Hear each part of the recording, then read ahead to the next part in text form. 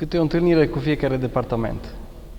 Să mă prezint așa cum sunt, să-mi prezint intențiile, obiectivele și să dau fiecăruia posibilitatea să facă la fel, pentru a găsi cât mai multe puncte de vedere comune. Să stabilim un scop comun la care să lucrăm împreună, să ridicăm probleme și să găsim soluțiile cele mai bune împreună. Vreau ca toți cei care lucrează în Consiliul Județean sau în instituțiile subordonate să mă vadă ca pe un partener cu care să dialogueze sincer și constructiv.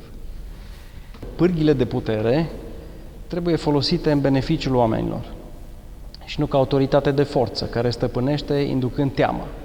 Cei care conduc de pe astfel de poziții nu înțeleg puterea cuvântului, care mobilizează oamenii.